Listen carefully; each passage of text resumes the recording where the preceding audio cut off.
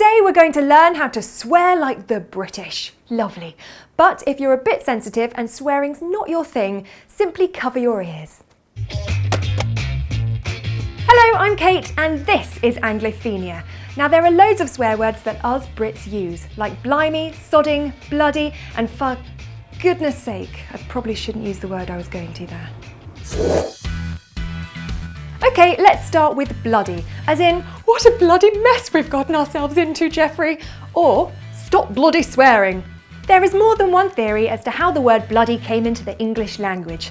Some say it came from the rowdy aristocratic youths of the 17th and early 18th centuries, who were known as bloods and were often very drunk. Hence the phrase bloody drunk, shortened from as drunk as a blood. It is also said that bloody is a direct translation of the German word blutig and was brought back at the end of the 16th century by Englishmen fighting in the Low Countries and was used in the same way, to add emphasis to words.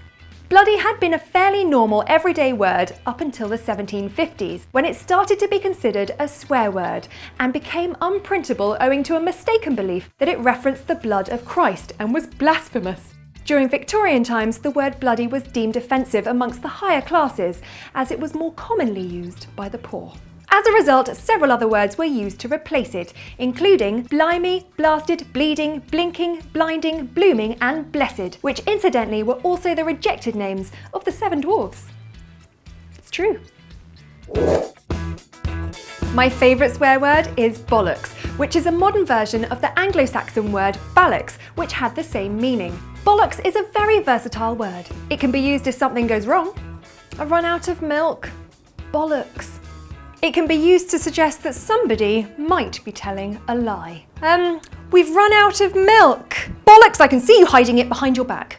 It can also mean that something is amazing. This milk is so tasty, it's the bollocks. And to give someone a bollocking is to tell them off. I got a right bollocking from my mum for drinking all the milk. But if something is the best of the best, it's the dog's bollocks, which is why I now feel even more guilty about getting Snowy neutered.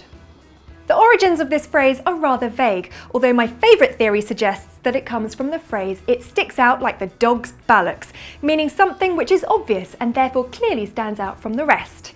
Or in my humble opinion, it could just boil down to the sheer enthusiasm a dog has for its own bollocks.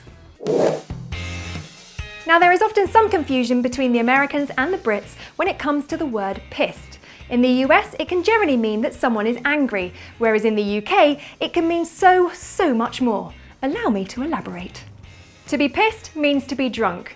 To be on the piss means to be out, getting drunk. Telling someone to piss off means they should go away, but to be pissed off has the same meaning as it does in America, which is to be annoyed with someone. To piss about is to be silly or mess around, and to take the piss out of someone is to make fun of or tease them. I'm proper pissed off with Paul for going out on the piss with Peter and Pablo, getting pissed in the pub and then pissing around until past his bedtime. I have to tell him to piss off when he comes home pissed, and it's impossible not to take the piss out of him the next morning. Got it? Good. Next up, it's sod. Now a piece of sod is commonly known as a piece of soil with grass on it, but like bollocks, it's a rather versatile curse word. Team it with off and you can tell someone to go away, as in, will you just sod off? A person can also be a sod, as in, that inconsiderate sod nearly revealed the ending of Game of Thrones Season 4. Oh.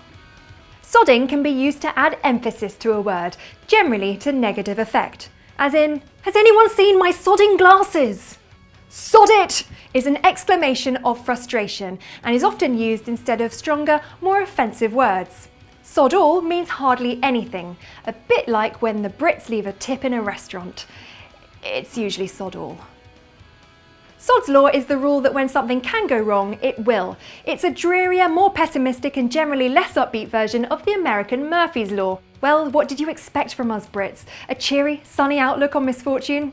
Yeah, it's never going to happen. But when Sod's Law graces you with a heap of well-timed bad luck, you now have a plethora of new profanities to shout. You could even say them in a British accent.